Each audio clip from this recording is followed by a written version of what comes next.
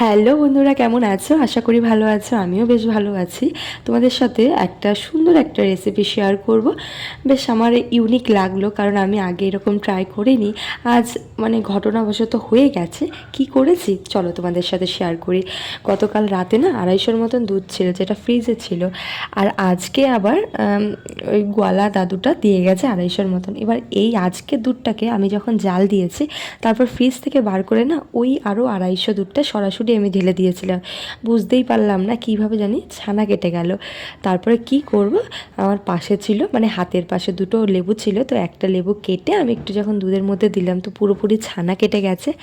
এদিকে ছানাটাকে আমি আলাদা করে রাখলাম, অন্যদিকে আমি আটা দিয়ে আটার মধ্যে আমি মিষ্টি আলু গ্রেট করে দিয়েছি, গাজর গ্রেট করে দিয়েছি, তার সাথে ধনেপাতা আর লঙ্কা দিয়েছি অল্প, যেহেতু বাবুকে দেবো।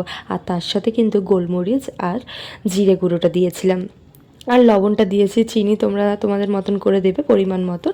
তারপরে আমি মাখন দিয়ে ভেজেছিলাম, মানে বাটার দিয়ে ভেজেছি আর কি। তো খেতে কিন্তু বেশ ভালো হয়েছিল। তোমাদের যদি মনে হয় অবশ্যই কিন্তু ট্রাই করো। জাস্ট আমি ট্রাই করেছি, মানে করতে চাইনি, হয়ে গেছে। তাই কিন্তু খেতে ভালো লাগলো, তাই তোমাদের সাথে শেয়ার করলাম। আর তারপরে দেখো ভগবানকে আগে ভোগ হিসাবে দিলাম।